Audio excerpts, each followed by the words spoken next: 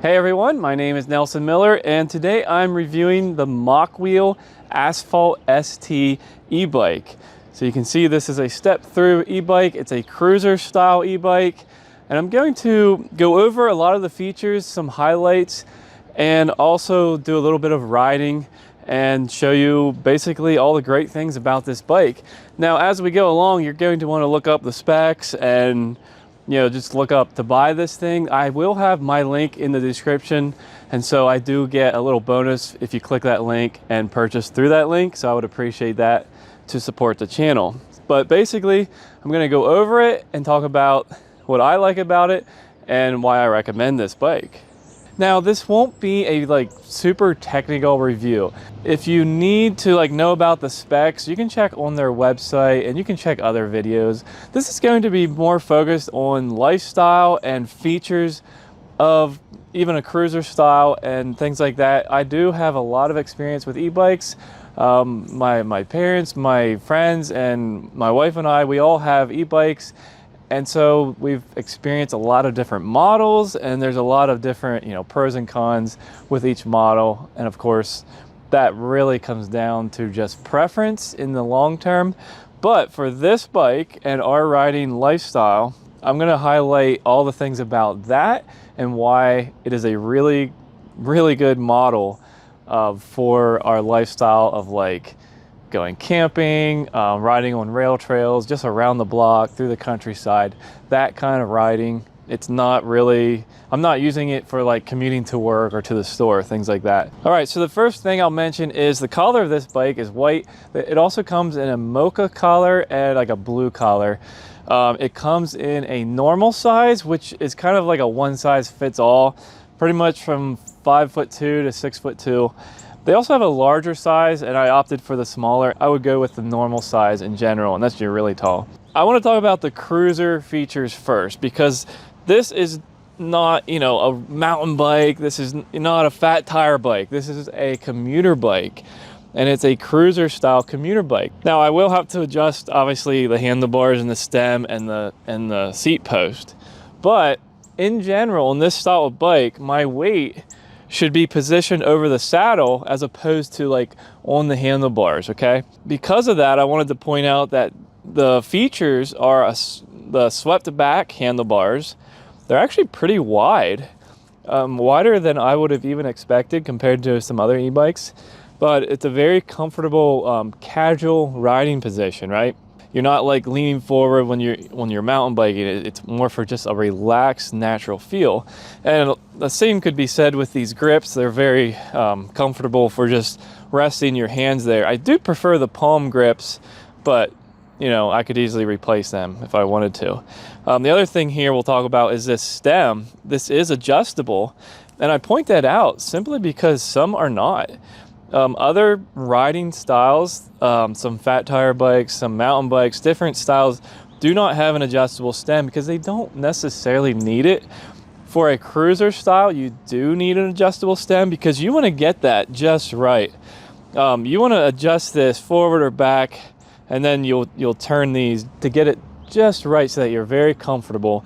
And obviously that leads you to the seat as well, the saddle. Putting this up and down is going to affect multiple things. So there will be some adjustment when you start riding. You want to have your legs reaching the pedals at the right angle and everything, the right cadence, I guess that's called. And so you may want to work on adjusting that to the right height first. Then once you get that, you can work on adjusting this, if that makes sense. So overall, I wanted to point out those things because this is a cruiser bike, so that's what sets this one apart. This bike is powered by a 500 watt motor, and that's very standard for especially a cruiser bike. I'm not sure what the peak wattage is, but it's a powerful motor. It's just right. It's not too small. It's not too big. And it has an actually pretty powerful battery. It's made by LG. It's 48 volt. I think it's 14.7 amps. Which is actually pretty good for this kind of bike. You can see that they built it into the frame here very nicely. It's pretty wide. It is a pretty big battery, but it's nice that they, used the metal instead of some that are plastic. Now you can remove that with the key, and it's pretty simple. Just pull it up like this, And then you can take this into your house, a garage or whatever, and charge it, and then put it back, just sit it back down in, and it kind of does a snap. There is also a charging port here. Basically, that's if you don't want to take the battery out, you know, you pull it up into your garage or outside the house somewhere, you can just charge it like that. That brings me to my favorite thing probably about this bike, the sensor. The sensor is integral between, you know, the battery and the motor, and for range. It is a torque sensor. Now, if you don't know what that means, be happy, because a torque sensor is better than the alternative, a cadence sensor, okay? Traditionally, a cadence sensor was on all e-bikes, especially under $2,000. They all just put on the cheap cadence sensor. And what it does, if I get on here and start pedaling, the pedal goes around, it reaches a certain point, and there's a sensor that says on or off. And when you hit that, essentially it's telling the motor on or off. So that's why some people think of e-bikes as like having a dangerous starting position. So when I get on and start pedaling, I may be pushing real hard because the motor hasn't kicked in yet, and all of a sudden it kicks in, and that comes from cadence sensors. This bike has a torque sensor, which is really, really good. I mean, for me personally, that's my favorite. It's a very natural feel. It's going to engage the motor based on how much pressure I push on the pedal, as opposed to it reaching a certain point in the rotation. So think of a light switch. Cadence sensors are like on or off. A torque sensor like this is like a dimmer switch. It's like real nice and gradual.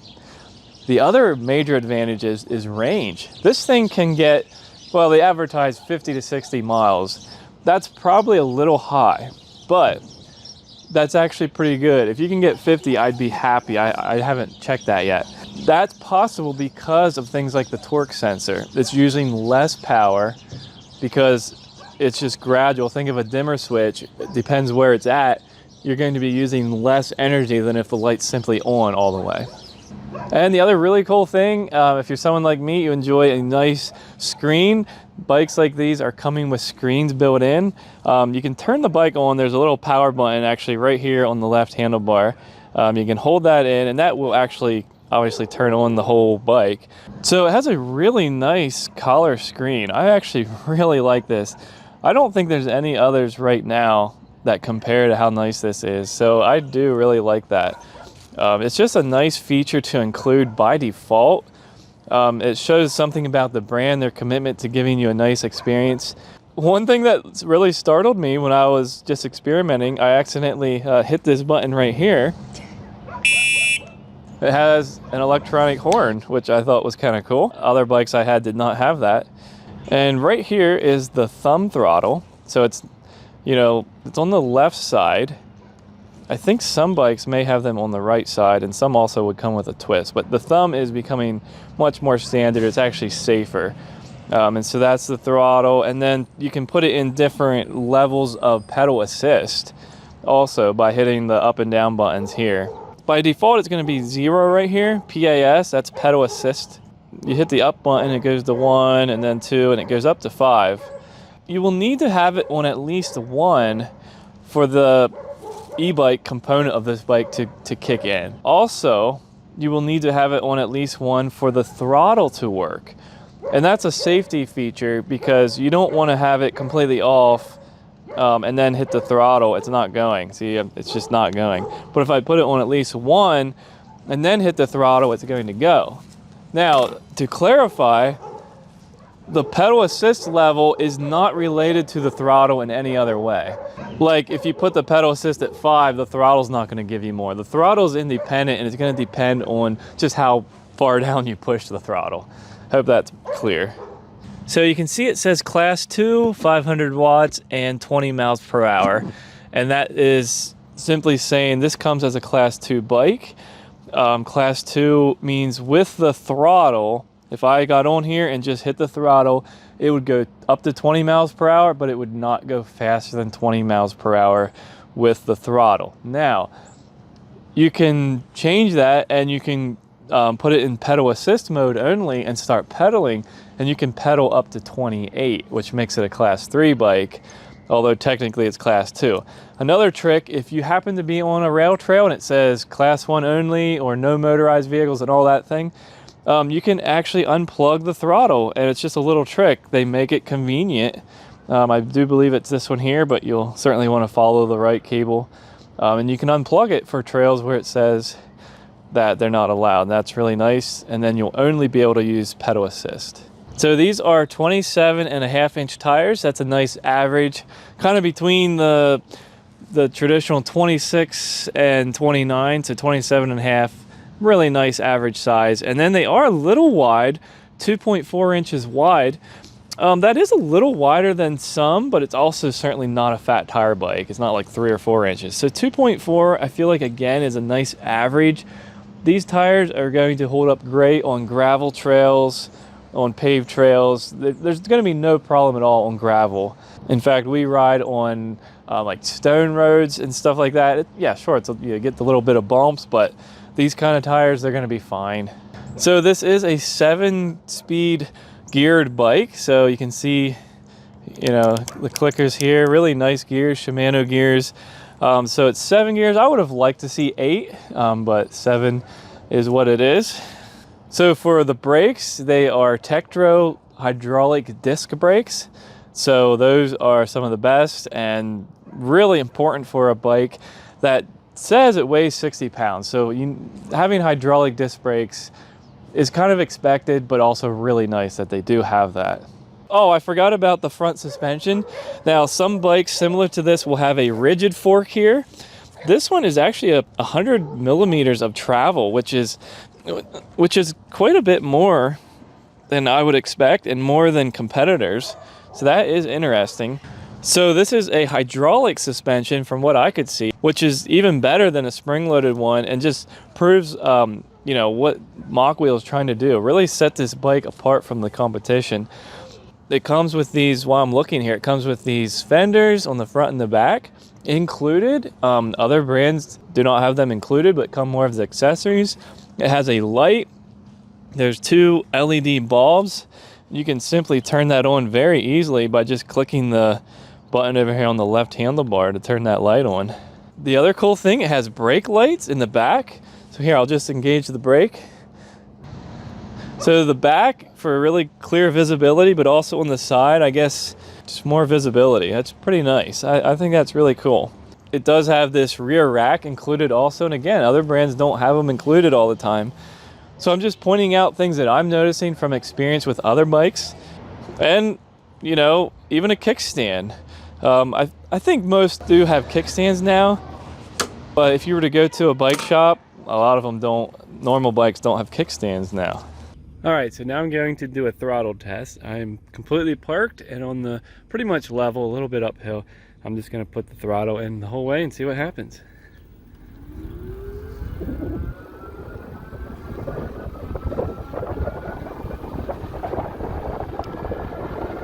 All right, I've achieved maximum there. I can feel the motor try to stop at the limit. All right, I just have it in pedal assist 1. Going downhill a little bit, so it's getting ahead of me, but I'm at 13 miles per hour. I need to change my gears, which is a good point because the gears are going to work in tandem with how much pressure I'm putting on the pedals. So remember, it's a torque sensor, so if I'm not applying much pressure, it's not going to be giving me as much help. In general, I've had this bike in pedal assist 1 for just casual driving everywhere. That is a little different than what I'm used to with any of my other bikes that I've ridden. I would normally need to have it in pedal assist 2 just to get like an average, like a level rail trail type of thing. I would typically have it in 2 on other bikes. On this one, I'm thinking 1 would be enough. So 1 is more powerful, maybe the way it's tuned or whatever. Right now I'm going to do a speed test though. So I'm going to put it up to 5. I'm going to put it in gear 7 and I'm just going to go as fast as I can. It's definitely going to go to 28, but we'll see if I can get even more.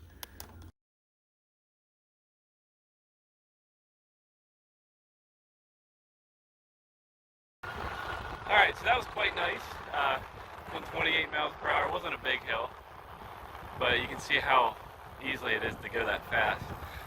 Especially in pedal assist 5, had lots of power. I have it in gear 7. I'm pedaling a little fast now. I'm going like 25. Lots of power. I can't keep up with my pedals.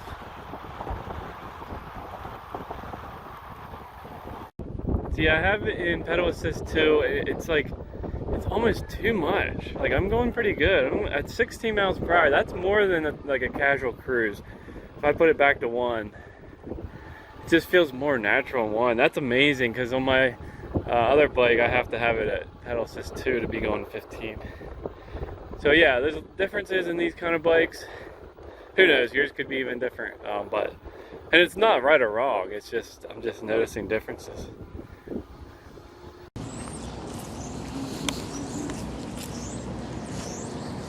All right, well that's it. I hope you've enjoyed that. Thanks for watching, and don't forget to click the link down below in the description to go to their website.